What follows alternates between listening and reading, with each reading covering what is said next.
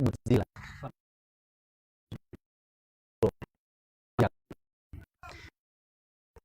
kurang lebih ya mungkin 10 menitan setelah makan durian dan minum susu. Kita mau bicara tentang bagaimana para mengembangkannya di tempatnya masing-masing. Teman-teman tidak perlu mencatat sih, cukup mendengarkan dengan saksama dan dakwah itu bisa maju dengan beberapa sebab. Sebab pertama, keikhlasan para dai-nya. Dakwah itu tidak akan maju dai-nya tidak menanamkan pada diri mereka masing-masing tentang keikhlasan. Malah dakwah itu justru salah satu penyebab kerusakan yang adalah ketidakikhlasan para dai-nya. Bila ada misalnya di satu kota dai-nya 5, satu dari mereka mengejar harta dari dakwahnya, satu dari mereka ikhlas, maka tidak akan ada yang namanya karena ada orang yang masuk di dalam dunia dakwah tidak dalam rangka untuk memajukan dakwah dan Islam dan kaum muslimin, tapi justru memajukan kepentingan pribadi. Biasanya seperti itu akan cepat rusaknya. Malah yang ada perpecahan justru karena ya kepentingan orang oknum-oknum tertentu. Dai yang Anda maksud di sini bukan cuma ustadz ya, itu juga dai. Para pengurus yayasan itu juga dai. Maka hendaknya setiap dari kita yang mau berkecimpung di dunia dakwah betul-betul usahakan ikhlas karena Allah, bukan untuk cari yang duniawi. Kedua, dakwah itu bisa semakin maju dan semakin berkembang dengan bertambahnya ilmu. Kalau ada seorang dai misalnya, atau seorang ustadz, tahun ini, tahun kemarin, dan tahun depan tidak ada perkembangan ilmu, sama begitu saja, mentok. Ya biasanya dakwah itu kurang berkembang. Orang lama-lama ada titik jenuhnya. Apalagi teman-teman misalnya ngaji tahun ini kan sudah ngaji tauhid. Tahun depan pengen juga ngaji fikih. Tahun depan pengen lagi bisa belajar tentang fikih-fikih yang lebih detail lagi. Tapi kalau kita hanya mentok di itu saja bertahun-tahun, biasanya nanti lama-lama futur. Ya, makanya kalau mungkin di Lumajang ada sebagian teman-teman yang 5 tahun lalu ikut ngaji, 3 tahun ikut ngaji, sekarang kok enggak pernah ketemu. Jadi salah satunya adalah ada rasa bosan. Manakala ilmu yang dia terima misalnya dia rasa kurang berkembang. Ya mungkin kita khusus dia bukan berhenti ngaji, tapi dia mencari guru yang lain yang di situ mungkin dia merasa ada perkembangan dari sisi keilmuan. Yang ketiga adalah mengorganisir dakwah. Artinya setiap dari orang yang ada di lingkungan dakwah itu bertanggung jawab untuk menjalankan keorganisasiannya. Yang ketua berposisi sebagai ketua, yang sekretaris menjalankan tugasnya sebagai sekretaris. Antara divisi ini, divisi itu, semuanya bergerak sesuai dengan tanggung jawabnya masing-masing. Maka ini insya Allah akan semakin mengembangkan. Ya. Berikutnya adalah semakin berkembang dengan adanya persatuan. Kalau lidi, meskipun ada 100 lidi, tapi kalau dia sendiri-sendiri, dipukul, dipakai buat mecut, tidak sakit, dipakai buat nyapu, tidak bersih. Tapi kalau dia digabungkan, maka dipukul buat mukul sakit, buat nyapu bersih. Ya meskipun namanya nggak mesti selalu sapu lidi bersama. Ya mungkin kadang namanya apa, mau diganti-ganti namanya, yang penting orangnya nyatu di dalam menggerakkan dakwah itu. Kalau Ana pribadi gini, seringkali ada pertanyaan, Ustaz, apakah satu kota itu baiknya satu yayasan? Jawabannya, tidak mesti yang baik itu adalah yang satu yayasan, tidak mesti juga yang multi yayasan. Tergantung tempatnya masing-masing. Ada kalanya misalnya terlalu besar nih areanya, dan misalnya sekolahnya cuma ada satu, lain bisa Sementara anak-anak yang di sebelah sini maunya sekolahnya ke sana misalnya. Ya. Malah yang akhirnya kurang bagus. Lebih bagus ini ada di sebelah sana lagi, meskipun namanya beda. Yang terpenting masing-masing penggeraknya ini nyatu. Meskipun sekolahnya beda-beda. Kalau di Balikpapan seperti itu.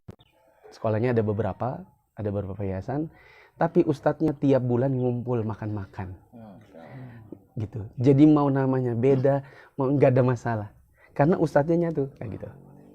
Ini yang Anda bilang dengan persatuan para dai-nya. Dakwah juga bisa berkembang dengan ini yang salah satu yang paling penting, yaitu dengan attitude. Attitude apa? Etika, perilaku.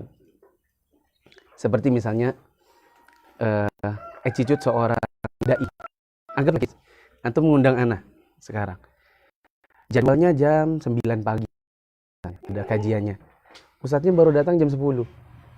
Jamaahnya resah. Mana ini ustadznya? Gitu kan? Ada kedisiplinan yang kurang.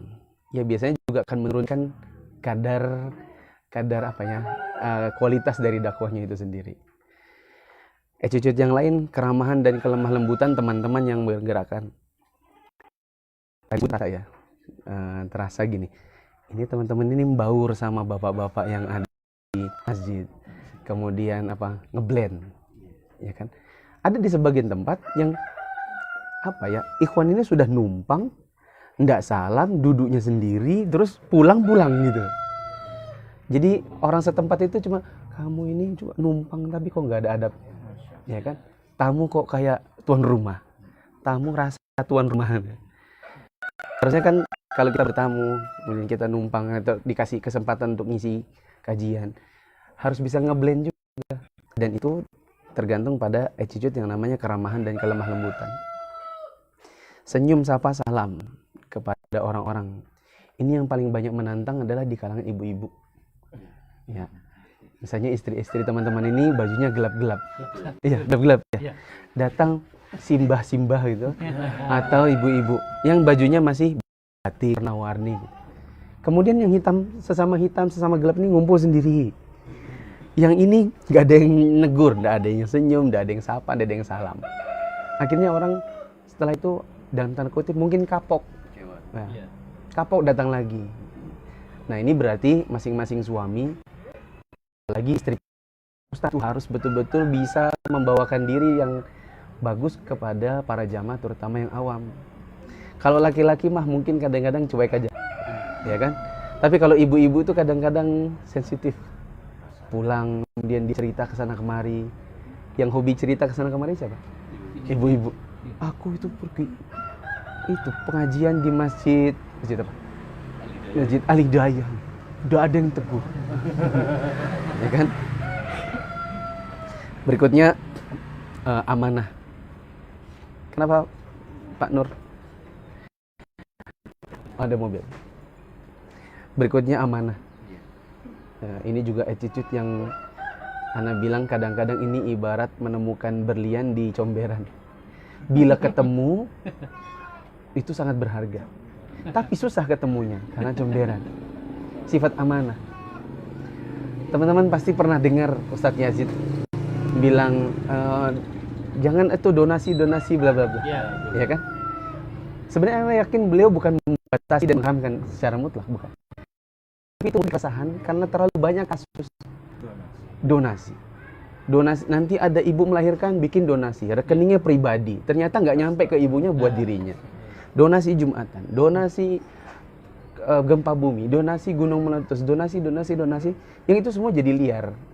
Nah, keresahan ustadz-ustadz kita yang sudah lebih banyak makan asam garam, akhirnya muncul dengan harapan agar donasi-donasi tidak dibuat sebebas mungkin.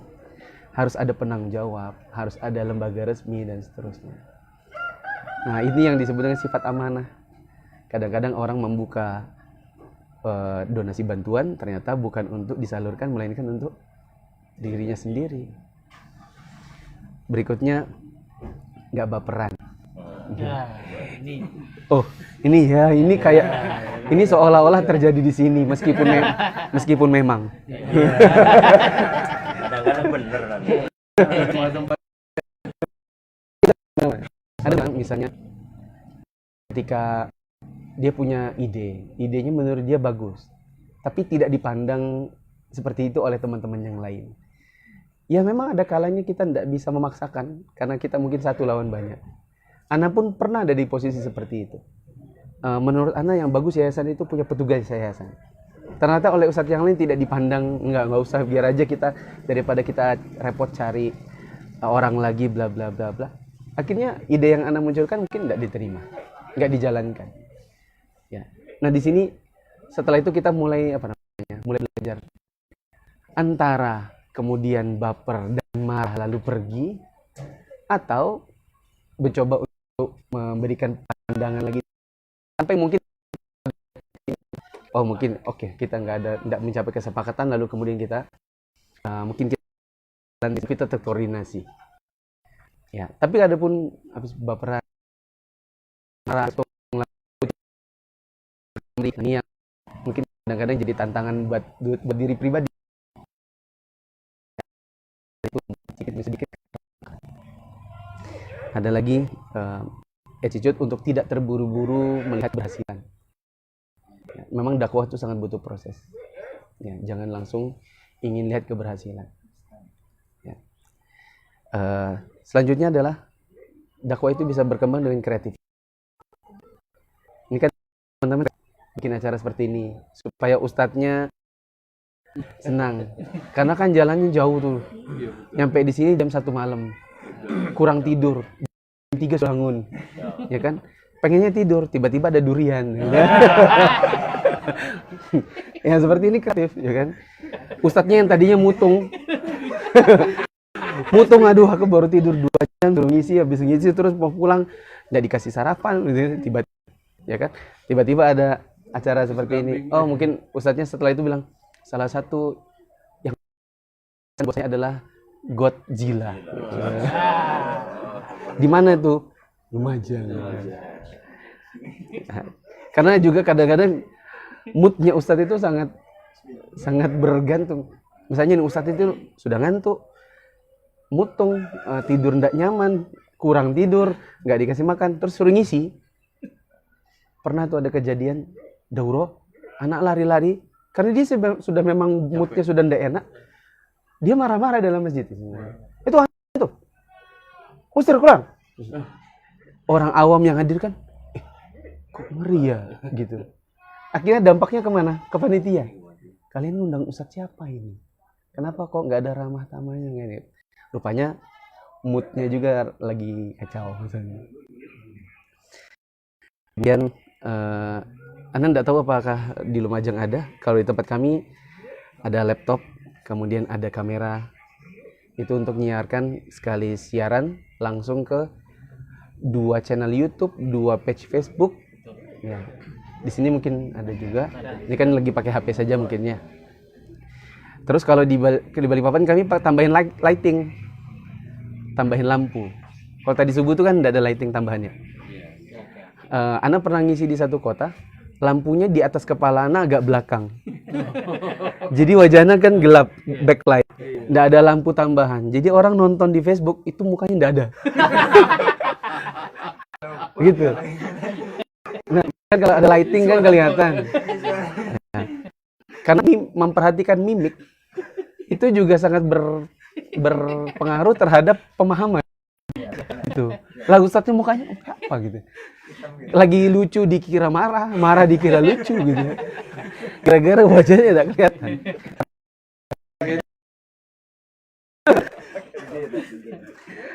Kemudian usaha produktif. Usahakan teman-teman yang dakwah ini jangan hanya mengandalkan donasi atau mengandalkan sumbangan. Usaha produktif. Ya ini usaha misalnya ini susunya dijual belikan oleh lembaga dakwahnya. Itu jadi pemasukan yayasan. Kalau di namanya barkas, barang bekas. Jadi kami ngumpulin barang bekas, setiap ada daurah dibuka lapaknya. Orang beli cuman 5.000, 10.000, 5.000, 10.000. Baru-baru ini kita bikin lapak bekas 3 hari, 3 sampai 4 hari. Dapat mungkin ada 17 juta. Nah, itu bisa beli beli apa, beli HP, beli ini yang menunjang dakwah. Ternyata dari barang bekas. Orang pun senang ketika ada lapak barang bekas karena ada saluran yang untuk mengeluarkan barang bekas di rumahnya yang tak terpakai tanpa harus dibuang. Ya kan, kalau mau dibuang sayang, tapi kalau ini disalurkan di lapak dakwah untuk barang bekas dapat pahala. Jadi mereka pun merasa terbantu. Pertemuan asatidzah bulanan itu juga kreativitas. Udah di Balikpapan alhamdulillah bulanan. Ngumpul ngapain? Makan-makan. Bila ada yang penting dibicarakan. Nah, ketika Ustadz itu ngumpul terus, dengan sendirinya isu-isu perpecahan itu dengan sendirinya hilang. Dan orang malu membicarakan, misalnya ngadu domba Ustadz ya. Misalnya ini ngadu domba Ustadz gitu. Dengan sendirinya ini hilang, tidak berkembang lagi ketika beredar bahwa Ustadz-Ustadz itu ngumpul. Ya kan, jadi malu sendiri nanti para kompornya ini. Gitu. Ada kalau dulu di Balikpapan, cuman sekarang sudah nggak terlalu kita jalankan. Tahun 2014 Ana ngumpulin ikhwan 102 orang, 102 di warung makan bebek. 2015-nya kumpul 400 orang di pantai. 2016-nya 1000 orang. Gitu. Kalau ada yang bertanya, Ustadz, nanti kalau 1000 orang di pantai itu kayak apa konsumsinya? Konsumsinya pakai potluck. Potluck itu setiap orang datang bawa makanan sendiri-sendiri lalu dihadiahkan ke panitia. Lalu nanti pas jam makan siang, panitia membagi secara random. Jadi mungkin ada yang datang bawa pecel, makanya nasi kuning. Gitu. Supaya nggak repot ngurusin konsumsi. Cuma repot di permainan saja. Kita bikin permainan yang permainan itu permainan outbound. Tipikalnya yang bisa dimainkan secara tim. Yang nggak ada penonton, semua langsung main. Nah itu kalau mainan kayak apa nggak usah dijelaskan di sini, teman-teman cari di YouTube. Ya. Ikhwan Majang. Kumpul 500 orang, mainan, terus ada perkenalan. Jelang makan siang kumpul dulu, terus perkenalan satu-satu. Nama, status, jumlah istri, ya kan? Tinggal di mana? Setelah itu baru makan siang. Setelah itu pulang. Setelah itu ada rasa kangen. Ketemu mereka di mana lagi? Oh, di Masjid gitu. Masjid Al Hidayah, gitu. Jadi yang awam-awam pun pengen ketemu lagi karena ternyata yang jenggotan ini ternyata tak bisa menakutkan kata orang. Ya. Kemudian kenyamanan tempat belajar. Kenyamanan tempat belajar seperti misalnya kebersihan masjid. Ada sebagian masjid itu yang ya kotor, terutama bagian WC. Ya. Ana dengar-dengar ada sebagian lansia rupanya tidak bisa mereka tuh kalau ke masjid nggak bisa buang air karena WC-nya jongkok. Mereka hanya bisa WC-nya duduk karena faktor lutut. Nah, akhirnya mau kajian itu mikir, pergi kajian enggak ya? Nanti kalau aku mau buang air WC-nya nggak memadai. Gitu. Dan ada juga yang bilang, saya malas karena di sana kotor. Karpetnya bau. Dan kenyamanan salah satu yang paling penting adalah ketenangan. Dan yang paling tidak tenang biasanya ibu-ibu. Kalau lagi kajian itu, bapak-bapak kan ngadap ustadz ya, jadi lebih tenang. Ibu-ibu di belakang karena hadapnya hijab, jadi kadang enggak ribut sendiri kadang. Ya. Nah ini juga tantangan buat teman-teman untuk menasihati istrinya masing-masing. Kalian itu berarti istrinya banyak ya. Kamu kalau lagi kajian jangan ribut ya. Kamu harus menunjukkan kamu akhwat senior di kota ini, kamu percontohan. Jangan kamu yang justru mencontohkan keributan di dalam masjid. Gitu. Satu lagi, dakwah itu bisa berkembang dengan menjalankan kaidah. Ada kaidah yang penting, seperti kalau kita mau amar ma'ruf, caranya harus ma'ruf. Kalau kita mau nahi mungkar, jangan menimbulkan kemungkaran baru.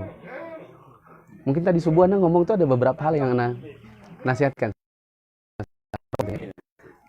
Tapi Anda tidak langsung jebret-jebret rokok itu orang. Tapi ada pakai analogika tanpa memaksakan. Ya sudah kalau ada yang mau ya gitu ya. Bapak-bapak bisa berpikir gitu. Tanpa harus ditunjuki.